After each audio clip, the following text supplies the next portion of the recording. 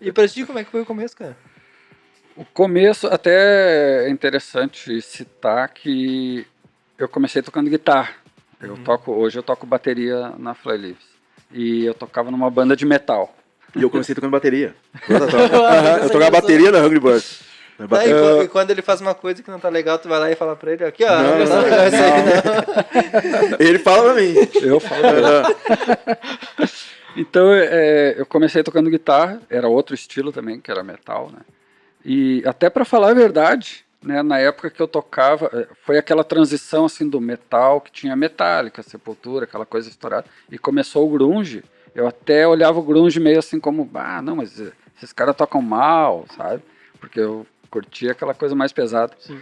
Mas é uma coisa que depois eu entendi e comecei a curtir, né? Eu já gostava de rock, tipo Beatles, Rolling Stones, né? Mas foi uma coisa que na época eu achava meio estranho, mas depois eu comecei a curtir. E foi aí que eu troquei o instrumento. Foi justamente por causa do grunge, por causa do Nirvana, Alice in Chains, Foo Fighters também depois, né? Bateria é legal. Quando eu tocava guitarra, tem aquela história, né? Tá, parou o ensaio, vamos dar um intervalo, o cara vai lá na bateria e quer fazer barulho. Né? Todo mundo faz isso, é normal. E aí eu percebi assim, não, mas bateria é legal, sabe? Com quantos anos tu começou a tocar? Cara, tipo, aprender, querer tocar. Aprender foi novo, assim, 12, 13 anos eu já tinha um violão, já tocava pop, assim, no violão. Aquela coisa, hoje em dia talvez ninguém saiba, que antigamente tu ia na banca de revista, comprava uma revistinha que tinha cifras, as músicas populares ali, tu pegava e tocava no violão. Achava muito difícil de aprender isso. Eu ainda tentei aprender a tocar olhando as revistinhas, até olhando em site, mas é que pra mim era muito difícil de entender aqueles desenhos com as bolinhas, ficava tipo, mas e como é que... Do bracinho, né? Sim. Mas era por ali, né? Mas exatamente, é uma época que tu tinha que aprender sozinho, que nem o Bird falou, não tinha muita... Depois de um tempo, assim, mais idade, talvez 16 ou 17, eu até fiz aula de violão mesmo, né? Descobri a guitarra, que a guitarra fazia mais barulho que o violão. Isso aqui, agora é a guitarra. Eu fui num ensaio de uma banda de garagem, né? Eu já tinha visto uma banda também tocar perto da minha casa e disse, isso é legal, eu quero ser músico. Mas uma vez que eu fui num ensaio de uma banda de garagem, que eu vi o cara com pedal e guitarra e aquela distorção, eu preciso de uma guitarra. E aí fui atrás da guitarra, aprendi a tocar, e aí foi que surgiu a oportunidade de entrar na banda, né, na Slaker. Eu não sei se eu citei o nome antes, a banda Slaker, de metal. Acho que não tinha estado. Daí, mas aí teve essa transição. Depois do metal, eu passei para bateria, que viu que fazia mais barulho? Mais barulho, o negócio é fazer barulho. E bateria, vocês tiveram aula de bateria? Ou... É que eu fico imaginando isso porque eu não consigo imaginar como é que seria uma aula de bateria. Então, a bateria ela é uma coisa que não é tanto... É um pouco diferente do instrumento guitarra, que guitarra tu aprende notas, posições, né? A bateria tu pega a baqueta e bate. E a coordenação também, né? Aí é que tá. A bateria é a coordenação. Tu tem o tempo, o ritmo, e é isso que tu tem que treinar. Esse ano que eu descobri que a bateria tu usa os pés pra bater nos baixos ali. Isso. E tem, tipo, além de usar as mãos, tu tem que estar batendo os pés ao mesmo tempo. Exato. O Roger achava que os caras no show da bateria estavam batendo o pé porque tava curtindo a música. É verdade. Eu achava que era. Depois que eu descobri isso, eu fiquei tipo, caraca, meu, eu não consigo imaginar a cabeça. E eu tocava bateria em pé ainda. Em pé? Como que tu batia? A bateria era alta? Não, eu usava só porque tem uma banda, Stray Cats, que é uma banda de rockabilly também.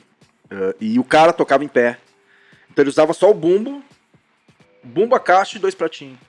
Então era isso que eu usava, né? Era questão de estilo. Estileiro. Mas igual, não deixa de ser difícil, porque na hora de tu fazer um rolo, tu tem que fechar ele todo na caixa. Porque tu não tem as outras peças. Né? Que te dá Era tudo aqui, então aquilo tinha que soar legal, assim. Então minha experiência de bateria, eu nunca toquei bateria sentado. Então, às vezes eu tomei a saída da bateria, eu sento, assim. Pra ver como é que é. Na época eu tocava em pé. Cara, aí eu também tava falando da Slaker, que é uma banda de thrash, né? Que a gente ter tocado junto. Uma vez a gente tocou num clube, numa piscina. no verão, num clube. Num clube aberto, era assim. o Clube Grêmio Niterói de Canoas. Aí tava um monte de senhorinha, gente na piscina lá, tudo de roupa de banho. Tá, a gente tocou, a Hungry Birds já é questãozinho, né? Elvis Presley, tal. Sim. Daqui a pouco. Uma, Vargas, tinha que tava se bronzeando assim, que é isso? até uma barulheira num clube, numa No piscina, clube, que não tinha nada a ver. Garçomzinho. Cada tranquilidadezinha, tocando o Elvis Presley pra mudar. Isso aí é loucura. Você porque nunca mais convidado, né? Até mais interessante. Até interessante falar isso, que foi uma época, né, principalmente em Canoas, talvez Porto Alegre não tenha rolado isso. Até tem o documentário Canoas is Not Poor, Esse aqui, né, que é Então, bem interessante se quiser ver. assistir. Por isso Canoas. Ela não This is Canoas. This is Canoas, not Poa. Não querendo, Sim, sim. É. né? É Fazer só uma por- guerra de Canoas e Porto Alegre. Não. Mas É só pra mostrar que Canoas teve uma cena Tem seu separada. E esse documentário é muito bom porque ele pega a cena desde os anos 70, eu acho. 70, E, ele é focado não tanto assim nas bandas, história das bandas, Sim, mas história nos locais. Nos locais de Isso. O Canoas Grêmio mesmo. Niterói, aí tinha um X que era Matinata, Isso, né? e era esse ponto que eu queria chegar, que antigamente não tinha um lugar para tocar. Então as bandas tinham que ir atrás, chegar num lugar e dizer, ó, a gente tem uma banda, a gente quer tocar aí, fazer um show, a gente traz o equipamento e tal.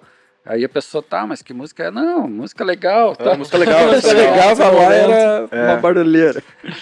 Então era isso, a gente tinha que ir num X lá, que não tinha instrumento, não tinha aparelhagem, Tinha não que tinha levar tudo nada, mesmo. e dizer, ó, vamos fazer Dá pra uma fazer música aí. um som aí Tá, e tal. tá. Você chegar no dia o cara se apavorava, né, Então cara? foi bem complicado no início, né? Uma vez essa Hungry Birds a gente tocou uma quermesse, coisa de igreja, assim. Antes de chegar, eu só ia perguntar onde eu consigo assistir esse documentário. Tá YouTube. No YouTube? No YouTube? Aham. Acho que tá com Beleza. mais de 10 mil visualizações, assim. Tá Foi legal, bem- assim, tá bombado. Bem legal. E A Quermesse. ele pegou, ele retratou bem, assim, né? Porque tem a Prisma Discos lá também em Canoas, Sim, é que é uma loja de discos, que era um ponto de encontro, então tá tipo, é um documentário assim, bem geográfico, assim, a galera da Rio Branco, a galera da Niterói, como funcionava tudo, né? Esses anos todos, desde a década de 70 até agora, né? Isso. Mas eu ia falar da quermesse, negócio de assustar, né? A gente foi tocar numa igreja também, essa Hungry Birds, né? E tá cheio de beata, de senhorinha lá também. E o Danilo, esse, o nosso baixista, ele tocava com aqueles rabecão, né? Sim. Eu tocava em pé, a banda chamava atenção por causa disso. Porque tinha o rabecão dos anos 50, eu tocava em pé, que nem o cara do Stray Cats e tal. E no meio da história lá, porque para de tocar, né? O Danilo tira a camisa e tá com as guias. Na igreja. Na igreja. Tá com as guias. Eu parei, não, parou. Para tudo, pode ir embora. Parou aqui, né? Porra, né? Caraca. Vai, como é que foi pra E você? aí que eu tava dizendo que é difícil, né? Era difícil a gente tocar. Aí que chegamos no Gules, né? Bom, aí é que chegamos na época que veio o Gules, que era onde se juntavam as bandas, e aí virou uma cena forte mesmo, porque todo fim de semana tinha banda tocando.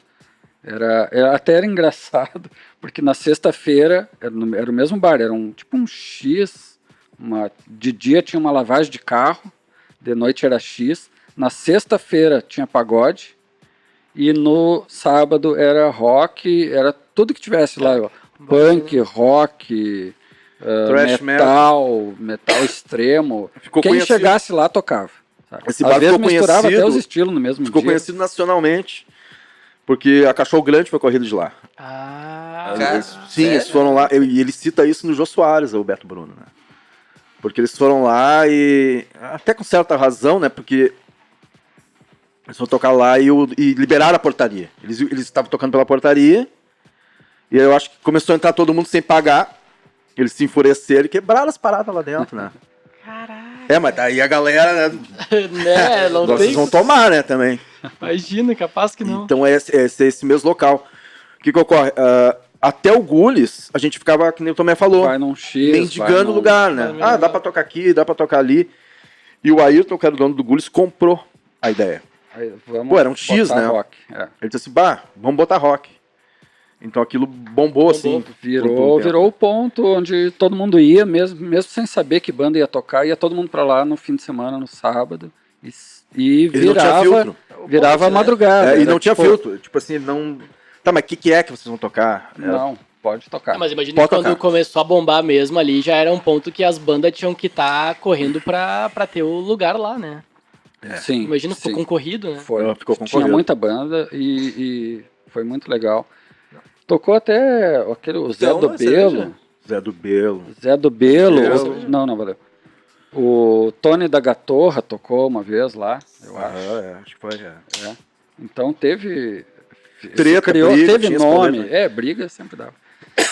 Como é que foi pra você sair do...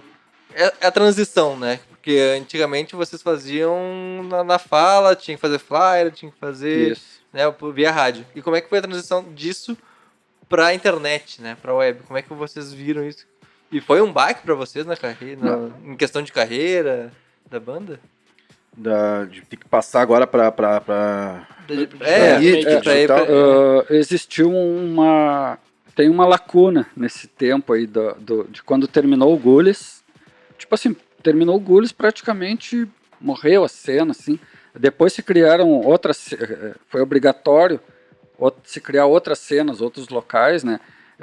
Teve o coletivo Bill, das bandas independentes locais de Canoas, que o Renato faz parte, o Batata.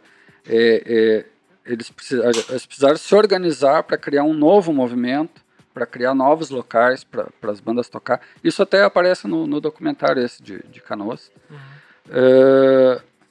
E nessa época que teve uma parada, que a gente não ficou, quanto tempo? Uns 10 anos sem tocar. Quase 10 anos. Então, a gente não sentiu tanto isso que tu tá falando, assim, tipo, como que era. A gente sabe dizer como que era antes, e quando a gente voltou a tocar, digamos assim, já tinha essa coisa da internet. Mas, respondendo a tua pergunta, a gente só começou a criar esse material de internet, material online, agora, de 2 anos pra cá. O que eu sinto a gente fica naquela questão de ter que estar gerando conteúdo. Pois é. Mas Entendeu? sabe, uma coisa que eu uma vejo coisa quase diária. Tu tem que estar gerando, tem que estar gerando, tem que estar gerando. tá gerando. O que não era a velocidade agora, ela É muito dinâmico, né? É Se muito... tu não Tem mais gera, concorrência também hoje, né? Também, isso, tem que gerar interesse. Mas é que tá também, porque eu acho pelo menos que antes tinha muita questão de que acabava tocando sempre mais as mesmas pessoas, né? Tipo, Sim. o pessoal que ia lá no sábado é sempre, geralmente, o pessoal que ia lá no sábado. Eu não sabe. Mas né, a internet te proporciona diversas Sim, pessoas, sabe? abriu um Sempre leque. vai ter uma isso. possibilidade de um público novo. Isso, a gente começou a ver isso há pouco tempo, essa questão de conteúdo, né?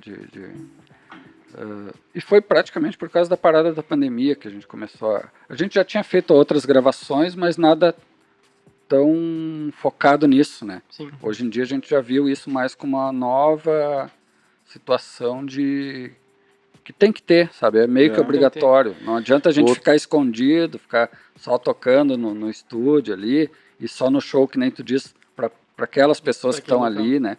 Então a gente já abriu esse leque para ir um pouco mais longe, mas não por questão de... É uma questão assim de atingir, não que a gente queira, a gente quer atingir lá os Estados Unidos, é uma questão de naturalidade, naturalmente acontece isso com todo mundo, com todas as bandas. Se tu for ver, até as bandas grandes, bandas conhecidas nacionalmente, estão fazendo esse tipo de conteúdo, né? Então é natural, na verdade.